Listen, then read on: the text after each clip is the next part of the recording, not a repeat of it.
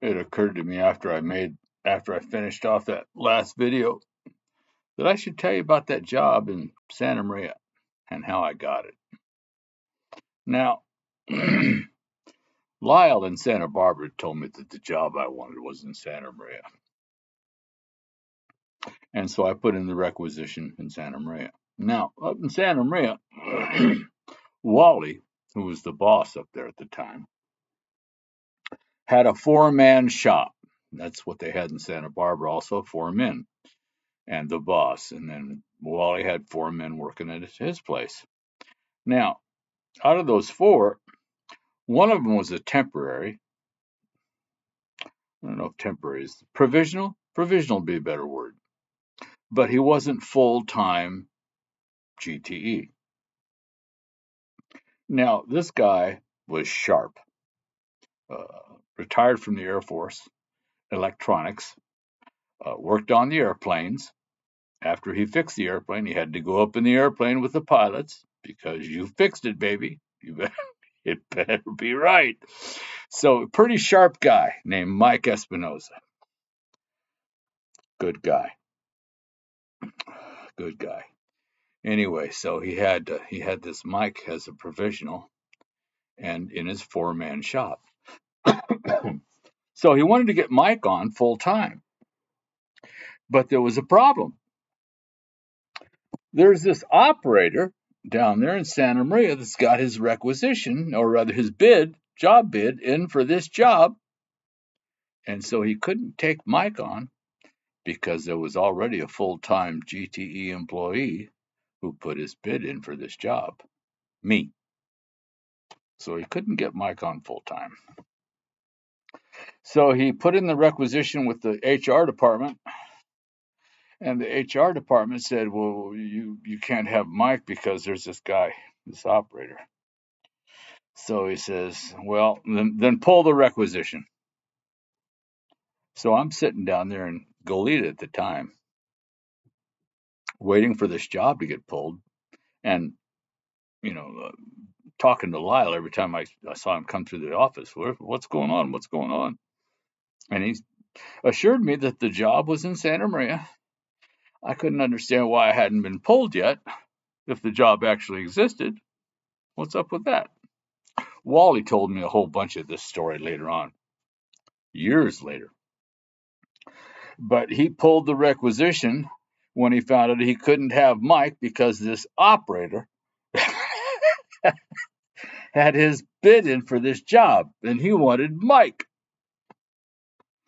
So he pulled the requisition and then waited some months more, while I'm sitting down there sweating out my job in Santa Barbara as an operator.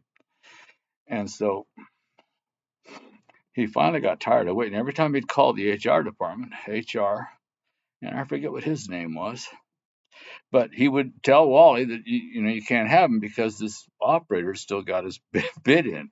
Well, I was getting assurances from Lyle that the job existed, so I wasn't going to pull that bid because I knew the job was up there. Wally didn't know that I was talking to Lyle. So anyway, he didn't know. So he finally called his boss.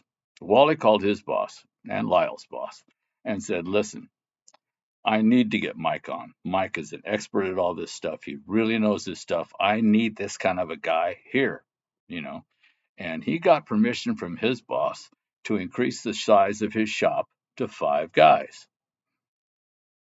So he'd be able to pull me in and pull Mike almost at the same time. So he'd get Mike on permanent, and he'd have to suffer through this operator in his shop. And so he pulled my rec. Now I have to go down for testing. Okay. Now, I hadn't done a whole lot of studying about what air conditioning was, how it worked, or anything like that. Okay. I'd done a lot of relying on the man upstairs to help me get this job because I knew it was in his will that I get a job that I could get the wife and support the family with. So I was convinced I was going to get this job. I didn't know how. So I went in for testing, Now understand, they wanted Mike. You know, they wanted Mike and they wanted him now. So they pulled me in for testing. And I go in there and I take the test. And I'm supposed to identify these various parts in the system of an air conditioning system, what is this and what is that. I didn't know an air dryer from a condenser from an evaporator. I didn't know any of it. Okay, it was a bad surprise to find out how much I didn't know when I was taking this test to get this new position. Now, I had to pass the test to get the new position. So I took this test and I know I blew it. I know I failed that test. Well, I'm sitting out there and the head of HR at the time, and I don't remember the man's name. He was a nice guy, though. And he said, well, how's it feel? You're going to get out of operator services. I said, well, I don't know. That test really bothered me. I didn't know as much as I thought I knew. And he interrupts me and says, don't worry, you passed the test. Well, I didn't click on that. I'm too nervous. And I said, no, for real. I wish I could remember his name because I called him by name. I said, no, for real, it's so and so. I didn't. That test was a lie. Don't worry, you passed the test. And still didn't get the hint. And gosh, I'm sweating it out. She says, don't worry, you passed the test. And so I hear the lady in the other room. She's grading my tests, and she calls out to the guy to come in there. And I hear them whispering under their breath in the other room about all this stuff. And he comes out in a minute. And congratulations, you passed the test. My God. So Wally had to pick up Michael and me at the same time. And that's the story of how I got into the buildings department. All true. All true. Now, the story. I don't know if I told the story. I'm going to go over it again real quick of how I even got on with GTE, General Telephone, at the time. Because I had 10 years after having dropped out of high school. I had 10 years of floating around from job to job, trying to find a job where I could make lots of money because I had plans for my life. I needed money. Didn't need to be rich, but I needed money. Matter of fact, in my prayers, being rich is the one thing I didn't ask for. I wanted a wife, kids, a house, and enough money to maintain it all. That was my prayer. So I wasn't interested in getting rich, but I had to get on with GTE. So I knew that operator was the only way to get in the place because you had to start somewhere, and they're just not going to put you in some high-paying job unless you already have experience somewhere else.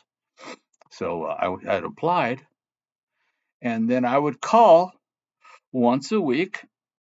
Joy was her name. I'd call Joy once a week. She's working the HR phone, and it got to the point where she knew who it was, and she'd answer the phone, and I'd say, "You got a job for me yet?"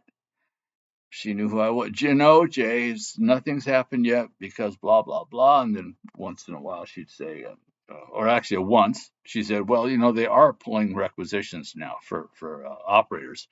So if you're going to get pulled, you're in there. Well, they didn't pull me. And I kept calling them once a week. And when she told me that they were pulling people, I called her 3 times a week. Monday, Wednesday, and Friday morning. First thing, she'd recognize my voice. We were on friendly terms, and she'd give me the yes or no whether or not anything was going on. And then one time, after I didn't get pulled, she told me, Jay, I went to update your file. Now understand this: they have a file folder, a big drawer of folders, okay, and you're in there. And every time you call, they have to go back and find your file, pull it, and then note that you called that day when you called. And then that file goes in the front of the freaking drawer. Okay? I learned that. So I call every time it gets pulled, no matter who else called before, I'm going to get pulled that morning, noted that I called, and my file goes to the front of the drawer. So Joy says, I went to note your file last time you called and it wasn't there. She said they got pulled every 6 months, all the recs that don't get jobs. So they pulled them and they sent them down to Inglewood for storage. So I had to come in and reapply. I said, okay, no problem. Went down there, excuse me, reapplied for the job. And it just so happened that the manager of the HR was there at that time. And this is a different manager than got me on with the buildings department later on. They move around. So I gave him the application. And of course, I'm explaining this 10 years of going from job to job to job because I would not be satisfied. I got fired a couple of times, but the rest of the times I left because the upward mobility wasn't happening. The money wasn't going to be coming because the upward mobility was stagnant or what have you.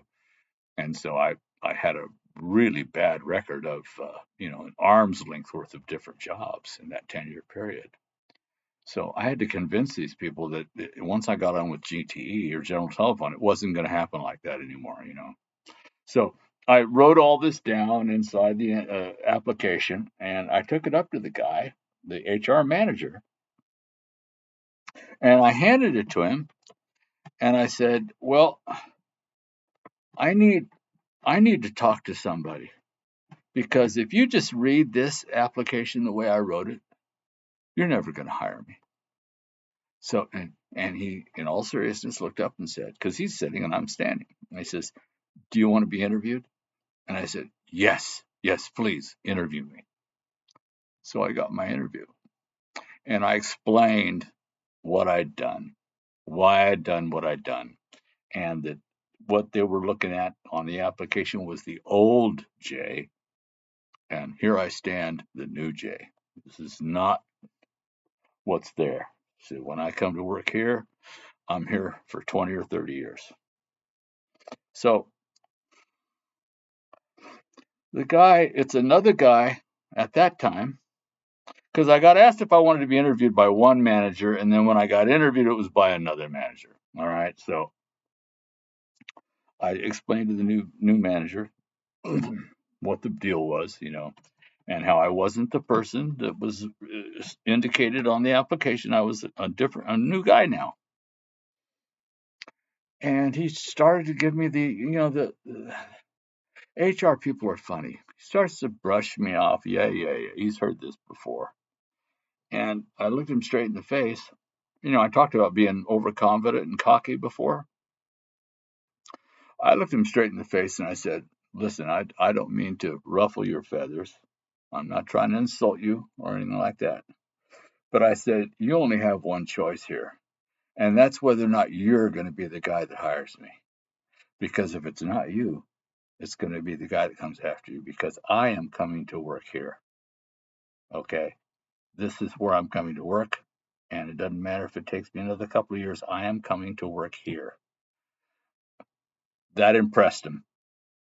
The sincerity, because baby, it was sincere. It was sincere. I was wasted 10 years after high school, and baby, I was done wasting time. I had to get something done here. So, so that's how I got on there. And the deal with Wally told me all about it, that he found out that this guy operator, he had my file pulled and said, "Well, look at his absenteeism." And the HR guy said, "Well, Wally, you know what? For an operator, that's pretty damn good." Because when you're an operator, you're touching all the same equipment. You're going from place to place. And anybody that comes with a cold or the flu, before you know it, a half a dozen or a dozen people have got a cold or the flu, And besides that, I was riding a dirt bike. And I'd crash. And I didn't take much time off. I drugged my right leg to work. I lived a little over a mile from the office.